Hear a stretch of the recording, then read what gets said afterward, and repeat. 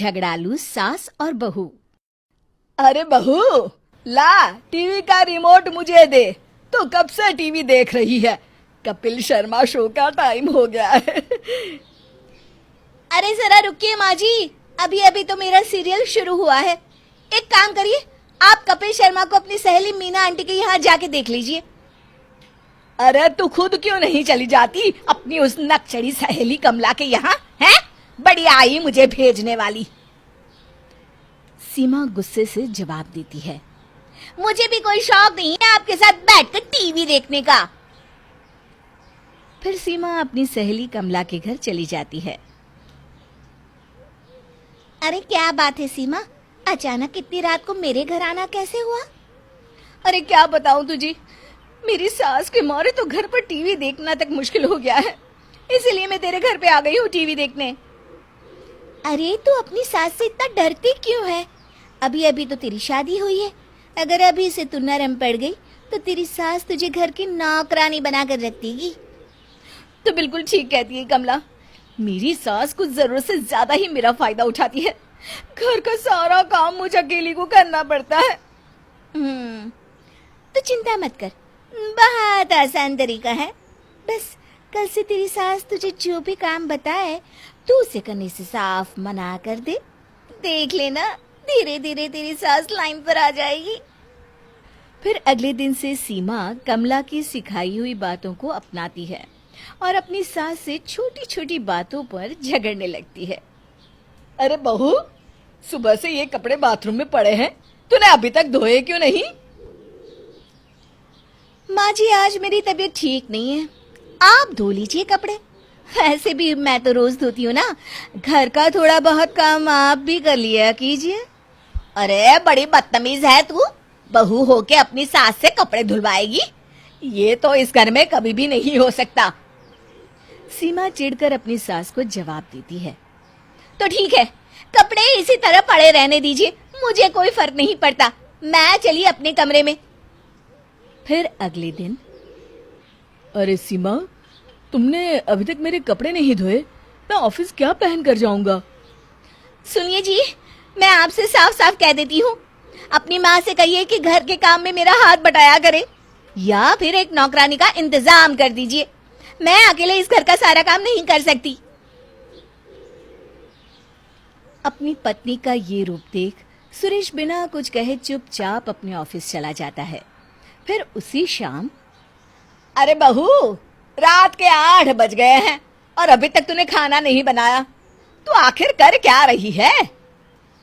आज मेरा खाना बनाने का मूड नहीं है, आज खाना आप बना लीजिए या फिर रेस्टोरेंट से मंगा लीजिए ना। अरे बड़ी अजीब है तू, अगर मुझे ही खाना बनाना था तो तुझे क्यों बहू बनाकर अपने इस घर में लाई हूँ? बस बहुत हो गया माँ जी, आप भी कभी कभी अपने हाथ पैर चला लिया कीजिए, सारा दिन बस यहाँ वहाँ टाइम पास करती रहती हैं। हे भगवान, वो कौन सी मनहूस घड़ी थी जब मैं इसे अपनी बहू बनाकर इस घर में लाई थी। अरे माँ जी, किस्मत तो मेरी फूट गई है जो मुझे आप जैसी सास मिली है। फिर दोनों एक दूसरे से नाराज होकर अपने अपने कमरे में चली जाती है। थोड़ी देर के बाद सुरेश और उसके पिताजी दफ्तर से घर लौटते हैं। आज घर में खाना नहीं बना है, ये देखकर सुरेश अपने पिताजी से कहता है, पिताजी, अब पानी सर के ऊपर निकल चुका है, इन दोनों की सुलह कराने के लिए हमें ही कुछ करना पड़ेगा। सुरेश के पिताजी सुरेश से सहमति जताते हुए कहते हैं, तुम बिल्कुल ठीक कहते हो बेटा, मेरे पास एक बढ़िया उपाय है। फिर अगले दिन सुरेश का बेटा राजू अपनी माँ सीमा के पास जाता है। मामा देखो देखो, दादी ने आपके लिए क्या भेजा है। राजू सीमा को एक छोटा सा बॉक्स देता है। सीमा बॉक्स खोलकर देखती है तो उसके अंदर एक सोने का हार था। ये देखकर सीमा की आंखें फटी की फटी रह जाती है। माँ जी ने ये हार मेरे लिए भेजा है। हाँ माँ, दादी अपनी पड़ोस की सहेली से कह रही थी कि मेरी बहू बहुत अच्छी है, मेरा बहुत ध्यान रखती है, घर का सारा काम अकेले संभाल लेती है। अच्छा माँ, अब मैं खेलने जा रहा हूँ। फिर राजू वहां से चला जाता है। थोड़ी देर के बाद राजू भागता हुआ अपनी दादी के कमरे में जाता है।